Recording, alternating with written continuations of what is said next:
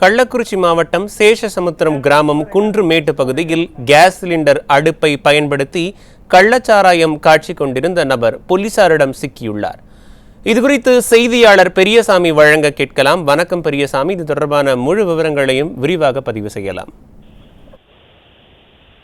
நிச்சயமாக நவீன், கள்ளக்குறிச்சி மாவட்டம் சங்கராபுரம் அருகே உள்ள சேஷாமுத்திரம் கிராமத்தில் குன்றுமேட்டு காட்டுக்கொட்டாய் பகுதியில் கேஸ் சிலிண்டரை பயன்படுத்தி கள்ளச்சாராயம் காய்ச்சப்படுவதாக சங்கராபுரம் காவல்துறையினருக்கு தகவல் கிடைத்திருக்கிறது.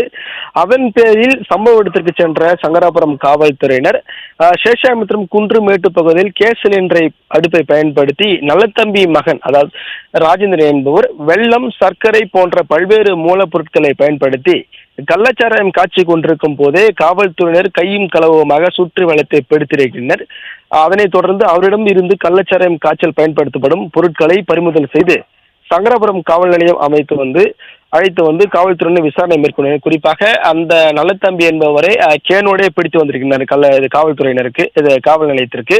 மேலும் கடந்த ஜூன் மாதம் கள்ளக்குறிச்சி மாவட்டத்தில், அதாவது மெத்தனால் கலந்த கள்ளச்சாராயம் என்கிற பெயரில் கருணாபுரம், சேஷாமுத்திரம், மாதவச்சேரி உள்ளிட்ட கிராமங்களில் விஷச்சாராயம் குடித்து இந்த திமுக ஸ்டாலின் அரசில் கணக்கில் காட்டப்பட்டு 69 பேரும், கணக்கில் காட்டப்படாத 6 பேரும் என சுமார் 75க்கும் மேற்பட்டோர் உயிரிழந்த நிலையில் தற்போது சேஷாமுத்திரம் கிராமத்தில் மட்டும் கள்ளச்சாராயம் அருந்தி 6 பேர் உயிரிழந்த நிலையில் அதே கிராமத்தில் மறுபடியும் கேஸ் அடுப்பை சிலிண்டரை பயன்படுத்தி கள்ளச்சாராயம் காய்ச்சப்பட்ட சம்பவம் பொதுமக்களிடையே பெரும் அதிர்ச்சிக்கு ஏற்படுத்தியிருக்கிறது. குறிப்பாக கள்ளக்குறிச்சி மாவட்டத்தில் இதுபோல சம்பவங்கள் தொடர்ந்து அரங்கேறி வரும் நிலையில் வாரத்திற்கு, அதாவது காவல்துறை சார்பில் நாள்களுக்கு 300 லிட்டர் 500 லிட்டர் மலைப்பகுதியில் காய்ச்சப்பட்டு சாராயத்தை பிடிக்கப்பட்டு வருவதாக காவல்துறை தரப்பில் கணக்காட்டி வரும், அதாவது சாராயம் காட்சி பிடிக்கப்பட்டு வரும் நிலையில் தொடர்ந்து இது போல சம்பவங்கள் அரங்கேறி வருகிறது என்பது குறிப்பிடத்தக்கது. நவீன்,